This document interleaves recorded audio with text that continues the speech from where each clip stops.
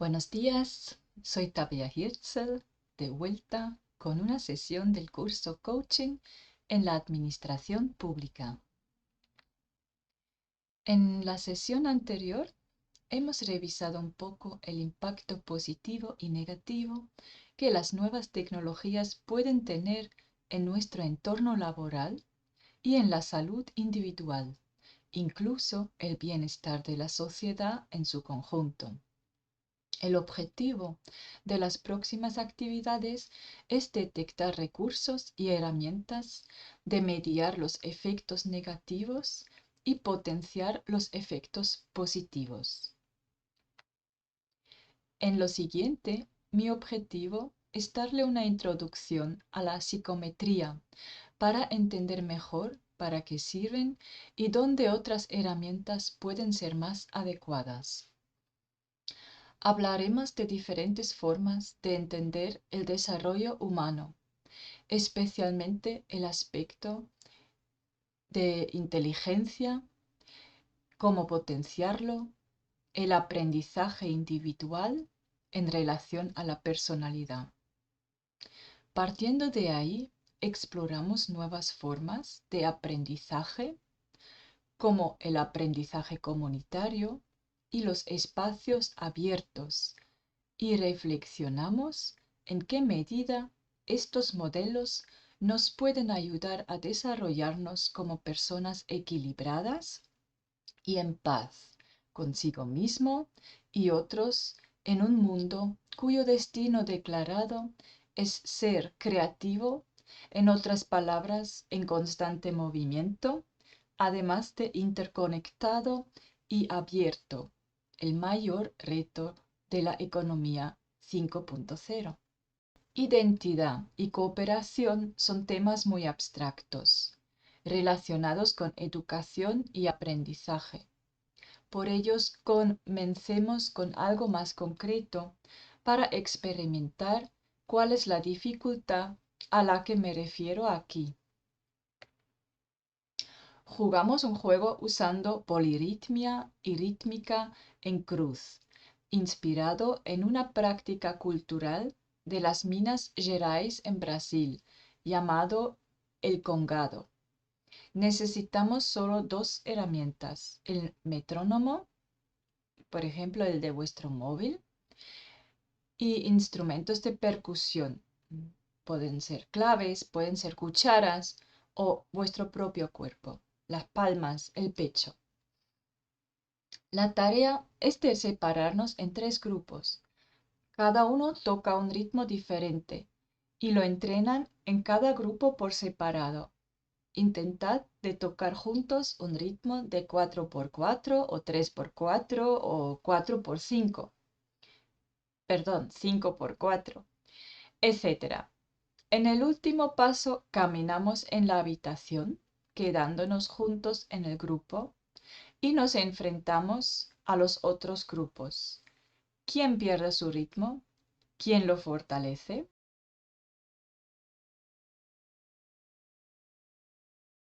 Bueno, creo con el ejercicio anterior hemos entrado literalmente en calor. Ahora espero tener la mente libre para algo más teórico. La psicometría es una corriente teórica que intenta comprender el pensamiento humano y medirlo de forma objetiva y científica. En concreto, la psicometría es la disciplina que se encarga del conjunto de métodos, técnicas y teorías implicadas en medir y cuantificar las variables psicológicas del psiquismo humano, mediante pruebas, tests y otros procedimientos de medición válidos y confiables. Eso es la teoría.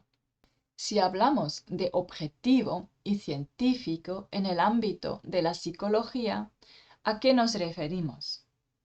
Siempre se consideran dos ejes, la validez y la confiabilidad. La validez se refiere en términos científicos a criterios objetivos de contenido, criterios o variables de modelos y expertos, pero también los algoritmos y métodos estadísticos aplicados.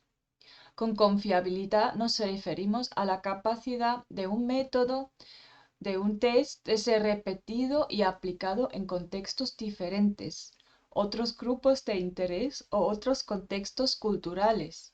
Y en primer lugar, poder aplicarlo a la misma persona varias veces seguidas, recibiendo un resultado igual o casi igual.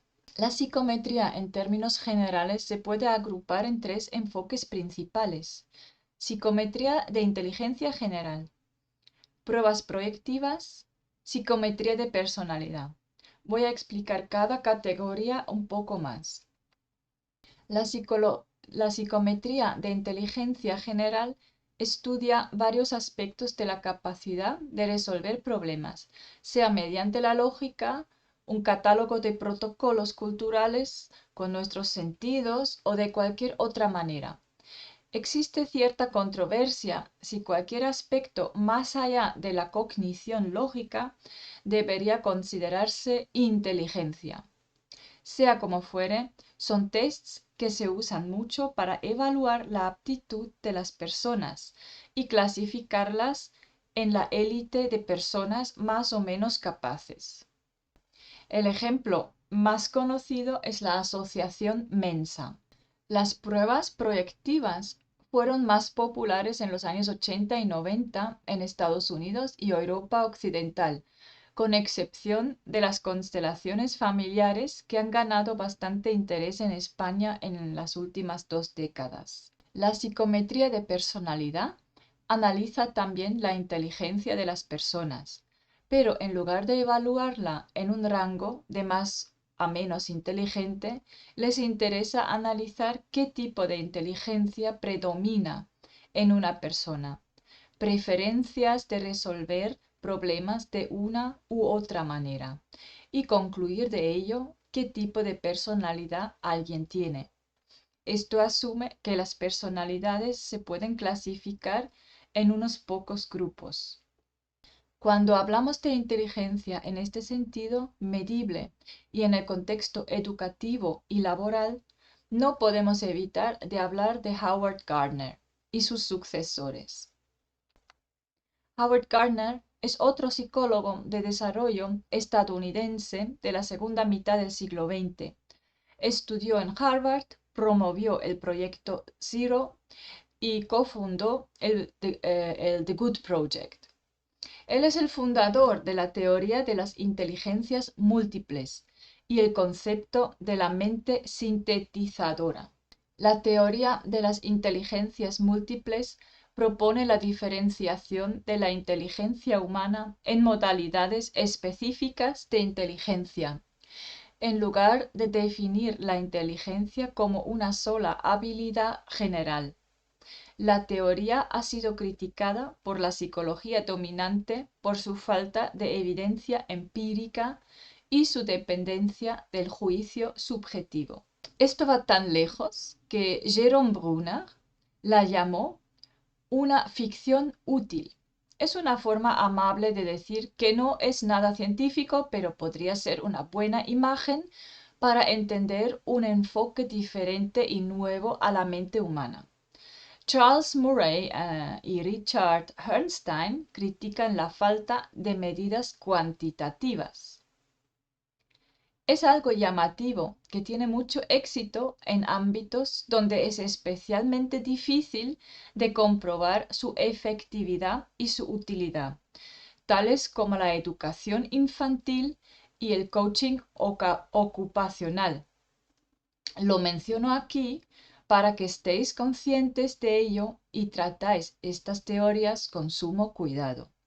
En resumen, la teoría de las inteligencias múltiples asume que existen diferentes modalidades de inteligencia que combinamos en diferente medida en nuestro enfoque de resolver problemas y desenvolvernos en el día a día. Para que se considere algo una modalidad, debe cumplir 8 criterios. Debe ser posible de localizar y aislar la modalidad en un área del cerebro, o sea, tiene una ubicación física. debe tener un lugar en la historia evolutiva, es decir, debe poder definirse en qué fase de la evolución aparece en seres vivos. Presenta operaciones centrales, parecido a un ordenador que las coordina y organiza. Es susceptible a la codificación, lo que significa que usa algún tipo de lenguaje. Tiene una progresión de desarrollo distinta, un ritmo específico, como se desarrolla en el individuo. Es característica por la existencia de sabios prodigios y otras personas excepcionales, por ejemplo, niños que leen muy bien sin entender lo que leen. Apoya de la psicología experimental. Esta asunción es la más criticada y apoya de los hallazgos psicométricos. En este esquema he resumido las 8 modalidades de inteligencia según Howard Gardner. No voy a profundizar en ello porque es un método no científico que compite con otros, pero creo que es importante saber que existe porque suele ser usado de forma bastante extensiva. Otra forma de acercarse al desarrollo de la personalidad son las teorías de aprendizaje. Una de las teorías que destaca entre las demás es la del estadounidense David Kolb, contemporáneo de Gardner, que también estuvo en Harvard. Es un teórico de la educación y psicología social que desarrolló conceptos como el aprendizaje experiencial y el inventario de estilos de aprendizaje.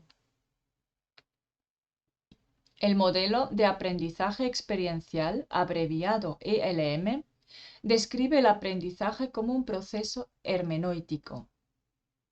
Un proceso hermenéutico es un proceso que se desarrolla en espiral, profundizando más con cada vuelta. Lo hace en 4 pasos. Parte desde la experiencia concreta, incita después la observación y reflexión, para pasar a la construcción y reproducción de modelos basados en esta reflexión anterior y finalmente concluye con un testeo comprobando y repitiendo lo aprendido, donde discrepa de la propia experiencia o los testeos fallan o se introduce una nueva experiencia o un nuevo contexto, el proceso comienza de nuevo. Basado en este proceso, Kolb detecta diferentes preferencias en las personas y las clasifica en diferentes tipos según estas preferencias. Como resultado, cada persona se puede asociar a 16 estilos de aprendizaje, según el modelo de Myers-Briggs. Hay otros modelos parecidos que lo distinguen un poquito de otra manera, pero el concepto es siempre el mismo. Este es un modelo usado en el contexto ocupacional, pero existen otros modelos más modernos o más simples.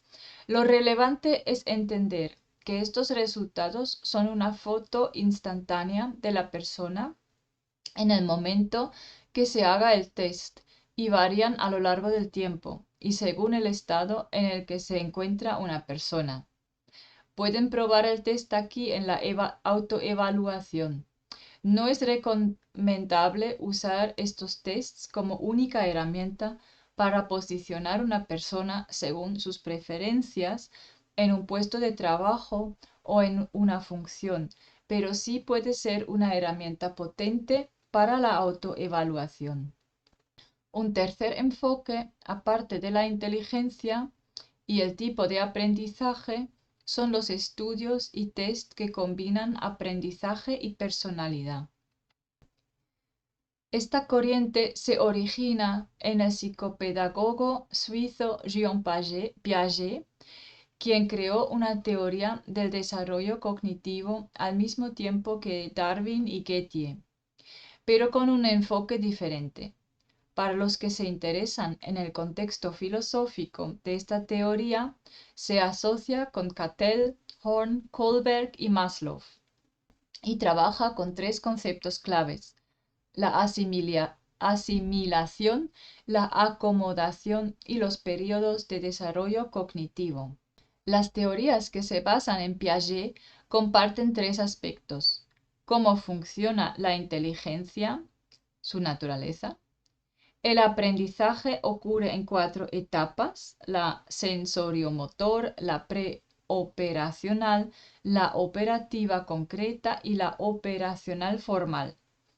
Estas etapas son relevantes para nuestro concepto de causación. Es una de las teorías cognitivas más reconocidas y aún así es altamente cuestionada. No puedo repetirlo aquí suficientemente. Ninguna de las teorías sobre la inteligencia, la personalidad y el aprendizaje son científicos, aunque se estudien en universidades. Para los que quieren entender por qué esto es así, puedo darles algún capítulo de mi tesis donde estoy analizando exactamente que esto ni siquiera se puede alcanzar. Es inviable. Entonces, esto es lo mejor que podemos hacer en términos científicos si que queremos tener resultados cuantificables. Son modelos y en mi opinión pueden ser modelos interesantes y prácticos, pero están sujetos a constantes cambios y revisión y representan más bien lo que la sociedad actual piensa sobre estos temas y no tanto lo que realmente podemos saber sobre la mente. Así que ruego apliquen este conocimiento con este enfoque. Volviendo a Harvard. El ya mencionado Kohlberg usó la teoría de Piaget y la extendió también al desarrollo moral. He mencionado también a Maslow, era otro psicólogo humanista y fue muy popular en Europa hace 40 años. Desarrolló el concepto de las necesidades humanas como base motivacional para nuestro aprendizaje, asumiendo que estas necesidades se podrían organizar de forma jerárquica. Aproximadamente al mismo tiempo, pero más desde la práctica que desde la teoría, el político y ecologista Manfred Max Neff desarrolló un modelo alternativo de las necesidades humanas, donde no se podían ordenar de forma jerárquica. Fue un modelo muy importante para su teoría de la economía de los pies descalzos y su activismo en Latinoamérica, para el cual recibió el premio Right Livelihood. Veamos estos dos modelos más de cerca.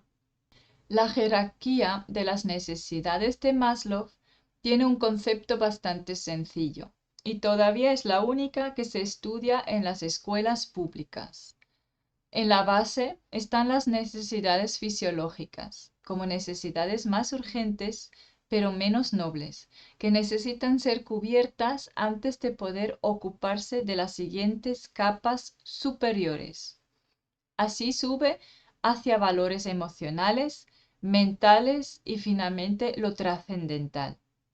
El crecimiento ocurre únicamente en las tres capas superiores. Se puede observar cómo manifiesta una clara dicotomía entre lo físico como inferior y lo mental como superior, paradigma que se desarrolló sobre todo durante la Iluminación como argumento que justificaba someter todo lo que se asociaba a esta esfera de lo físico. También llama la atención que según esta teoría, una persona que lucha a diario para comer y para su mera supervivencia no tiene potencial de crecimiento personal. Fue este aspecto el que más ofendía a Neff y contra lo que se levantaba, porque apoyaba el patrimonio porque esta teoría apoyaba el patrimonio y despotismo desde lo que se autodeclaraba el primer mundo frente al llamado tercer mundo. Manfred Max Neef propone alternativamente de agrupar las necesidades según diferentes áreas y según un tipo de necesidad, presentando la siguiente matrix. Por ejemplo, no existe una sola capa de seguridad, sino se puede entender la protección como adaptabilidad en el ámbito del ser, pero también como una herramienta que constituye un derecho como el sistema de salud o un bien, o una acción que presenta el individuo bien desarrollado, como la cooperación, o el entorno en forma de una habitación. En la actualidad tratamos estas necesidades sobre todo en el ámbito de los objetivos globales que se debaten tanto en grandes foros como a nivel local para los programas anuales. Me refiero a los objetivos sostenibles de desarrollo, que no son nada más que una ampliación de los tres pilares de la sostenibilidad: gente, planeta, economía. Uno de mis filósofos de la educación favoritos, John Dewey, escribió una vez: I believe that education is a process of living and not a preparation for future living. En español, la educación es un proceso vital y no una preparación a una vida futura. Y esta vida está en constante cambio. Cuando una palabra se pone de moda, se aplica a todo, ya que tenemos la tecnología 5.0 y la economía 5.0, no puede faltar la educación 5.0. Se refiere a una teoría que se centra en habilidades reales y no tanto en tests abstractos. Las habilidades claves son el trabajo en grupo, mejor relación interpersonal, empatía y tolerancia a las diversidades, creatividad, gestión de conflictos, más fluidez en la comunicación. Parece un enfoque prometedor, pero en la actualidad, como todos los demás, carece de evidencia, por lo que todo el tema de la educación se queda en un nivel experimental. Algunos de los métodos más relevantes en este enfoque son las habilidades del siglo XX, el aula del futuro, en inglés 20th Century Skills y Future Classroom, el aprendizaje activo o Active Learning, el aprendizaje al aire libre o Outdoor Learning, la tecnología de espacios abiertos, las comunidades de práctica y las comunidades de aprendizaje. Para los que quieren profundizar más en el tema, pueden consultar con la European SchoolNet, donde se ofrecen también cursos gratuitos sobre cada uno de estos métodos. El objetivo de ellos es preparar a los jóvenes mejor a la realidad de nuestro mundo digitalizado, pero varios aspectos de ellos se dejan también trasladar al entorno laboral. Ahora que hemos visto varias teorías para definir las habilidades de nosotros mismos y nuestro equipo, cómo fomentar estas habilidades, analizaremos brevemente cuáles son los objetivos de este aprendizaje antes de resolver casos concretos en la siguiente sesión. Las ciudades inteligentes se pueden entender como una forma de comunidades de aprendizaje. El modelo de las comunidades de aprendizaje tiene ya cierta trayectoria y parte de diferentes teorías según el enfoque. Uso aquí el modelo en el que se basa también el triple enfoque de Europa. Según ello, una comunidad de aprendizaje se basa en tres pilares: la comunidad, las personas que interactúan entre ellos para generar bienestar y desarrollarse personalmente; un dominio, el espacio donde las personas comparten intereses y pueden interactuar; y una práctica que constituye un método de solucionar problemas mediante herramientas y experiencias usando los recursos disponibles.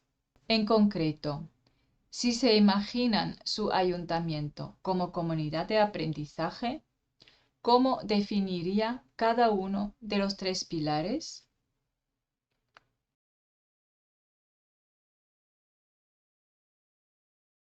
Un reto es definir cómo aprender, dónde encontrar el potencial de desarrollo.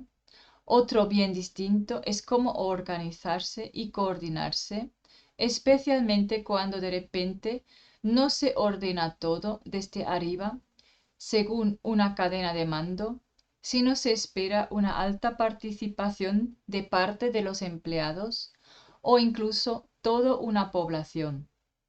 Uno de estos métodos es la tecnología de espacio abierto. Es un método y una tecnología para A. El aprendizaje comunitario en masa. B. Realizar reuniones participativas que requiere de dos condiciones, estructura y energía. C. Grupos de 10 a 1000 o más participantes. Se desarrolló para mediar con dos desafíos. Por un lado, cómo mantener la estructura sin matar el interés, sobre todo en grupos muy grandes. Y por otro lado, cómo organizar sin controlar. Actualmente trabajo también en formatos de esta tecnología que permiten organizarlo en espacios virtuales.